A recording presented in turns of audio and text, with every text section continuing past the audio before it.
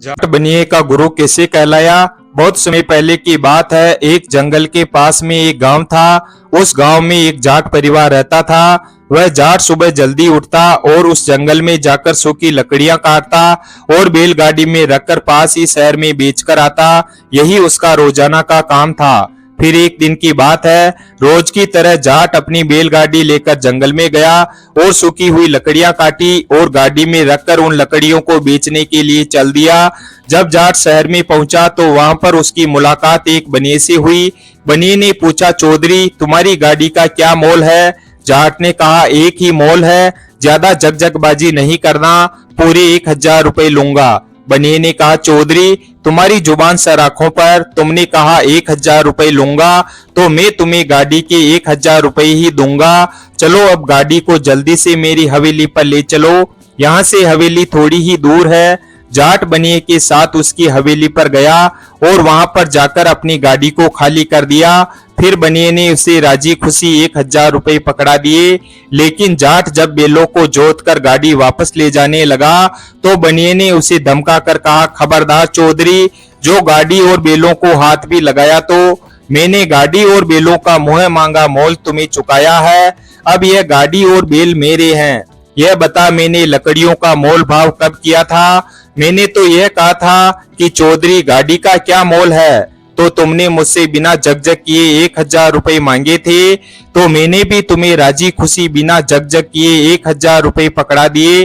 गाड़ी खरीदते समय बैल भी तो जूते हुए थे, बाल सफेद हो गए हैं, पर छोटी सी बात तुम्हारी समझ में नहीं आई। इतना कहकर बनिया चुप हुआ। जाट हक्का बक्का होता हुआ और अटकता हुआ कहने लगा, बैल तो जूते हुए थे सेठ जी, परंतु मैंने तो लकड़ियों का मोल किया था। बैल और गाड़ी कहीं 1000 रुपए में मिलते हैं क्या। बनिए ने जल्ला कर कहा, परंतु मैंने तो पूरी गाड़ी का मोल पूछा था और मैंने तुम्हें गाड़ी के ही दाम दिए हैं। गाड़ी 1000 रुपए में आती है या नहीं, यह तो तू ही जाने। अब भले आदमी तू यह बता, मर्द की जुबान एक होती है या दो। चुपचाप यहाँ से चलता बन, वरना यहाँ से धक्के खाकर जाएगा। मेरी हवेली में किसी तरह का झगड़ा झमेला किया तो ठीक नहीं होगा। बेचारे जाट को बनिए ने बातों के जाल में फंसा लिया था। गाड़ी और बैलों को यूं ही छोड़ते हुए जाट के कलेजे में आग लग रही थी, मगर उसका कुछ जोर नहीं चला। जाट ने वहां पर खूब हाथाजोड़ी की, पैरों में गिर पड़ा, पैरों में पगड़ी रखी, मगर बनिया टस से मस ना हुआ। फिर जाट हाथ जोड़कर कहने लगा, मेरे समझने में भूल हो गई सेठ जी, मैंने तो लकड़ियों का मोल किया था। आप तो बड़े आदमी हो, छोटों को माफ कर दो। मैं तो अनपढ़ गंवार पसीना बहाने वाला गरीब आदमी हूँ। मेरी समझ में भला शब्दों की लाग लपेट कैसे आती।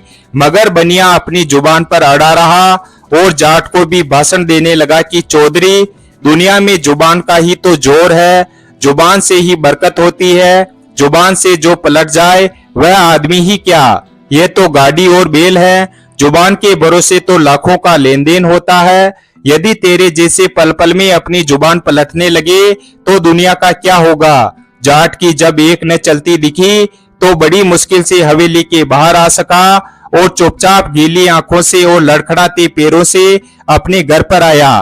तो उसके बेटों ने पूछा, बाबा गाड़ी और बैल कहाँ है, क्या रास्ते में ही गाड़ी खराब हो गई है। जाट की बनिए के सामने तो एक न चली, मगर अपने लड़कों पर गुस्सा बरसाते हुए बोला, गाड़ी और बैल तो ठिकाने लग गए हैं, तुमसे कुछ बनता हो तो तुम करो। मुझे तो उस बदमाश बनिए ने बोलने भी नहीं दिया।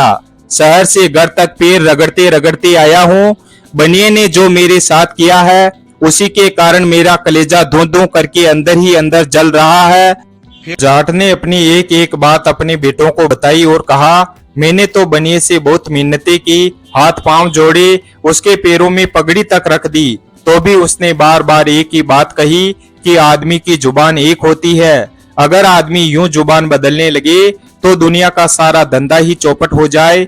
मुझे तो उस चालाक ने बोलने तक नहीं दिया। जाट के बेटों ने सारी बातें सुनी तो उनके तन मन में आग लग गई।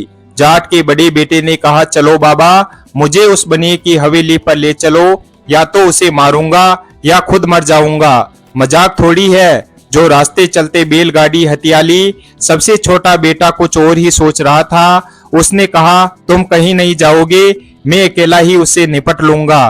तुम चिंता मत करो, कल मुझे एक बैलगाड़ी में लकड़ियां ले जाने दो। बनिए की जुबान से ही उसे बांध कर नहीं लाया तो तुम कहना, बनिए का ही कांटा और बनिए का ही बाट, इस भाव में उसकी कड़की उतारूंगा। उसकी यह मजाल कि उसने हमारे बाबा को धक्के मारने की बात कही। जाट का छोटा बेटा बड़ा होशियार था और यह बात सारे घर वाले अच्छी तरह से जानते थे कि यह अपनी कही हुई बात को पूरी करेगा। दूसरे दिन वह लड़का दूसरी बैलगाड़ी जोतकर और उसमें लकड़ियां भरकर शहर के उसी चौक पर जाकर खड़ा हो गया जहां पर पिछले दिन उसका बाबा लकड़ियों सहित गाड़ी लेकर खड़ा हुआ था। जाट ने अपने बेटे को बनिए के बारे में सारे निशान पते बता दिए थे। उधर बनिए को भी कल का सौदा खूब फला फूला था, इसलिए उस लालच में वह आज भी उसी जगह पर जा पहुंचा। लकड़ियों की भरी बैलगाड़ी दिखाई दी तो वह बनिया मन में फूला नहीं समाया।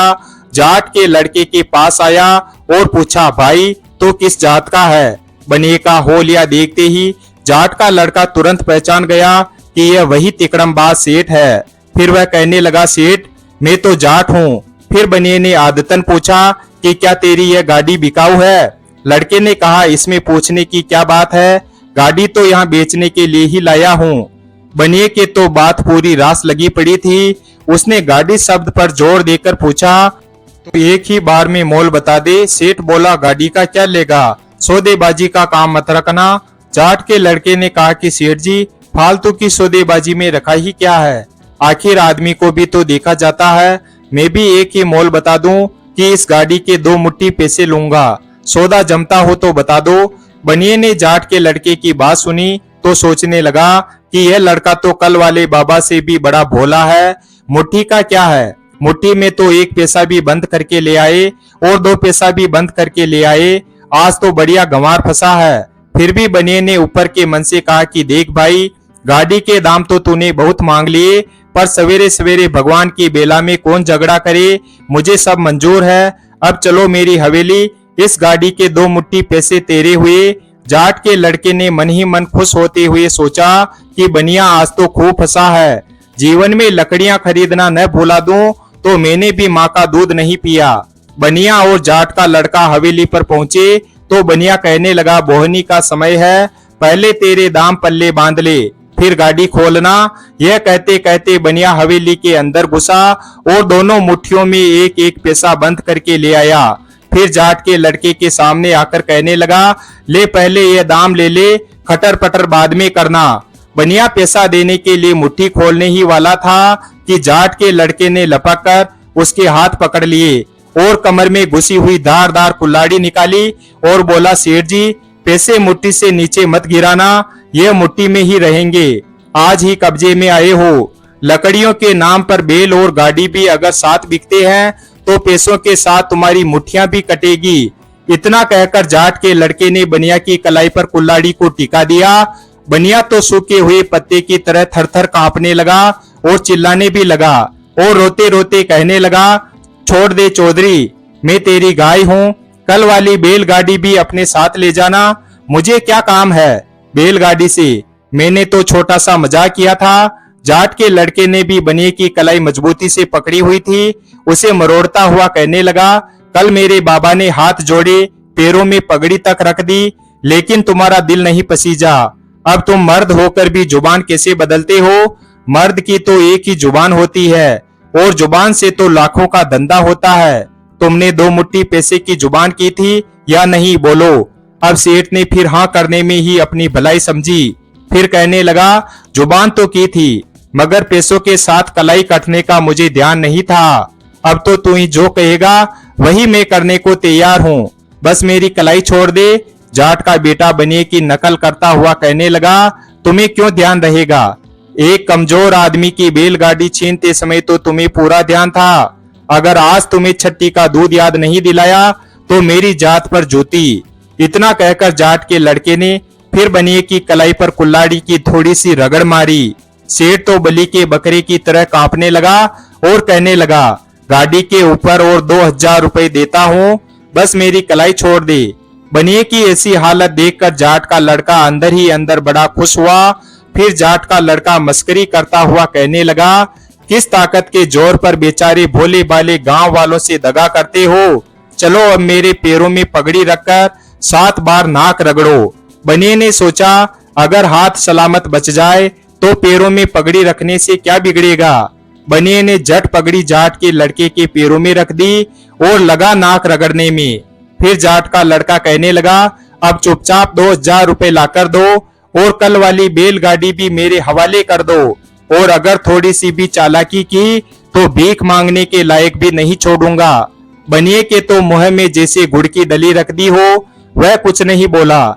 चुपचाप बैलगाड़ी और 2000 रुपए गिनकर खुद ही जाट के लड़के की जेब में डाल दिया।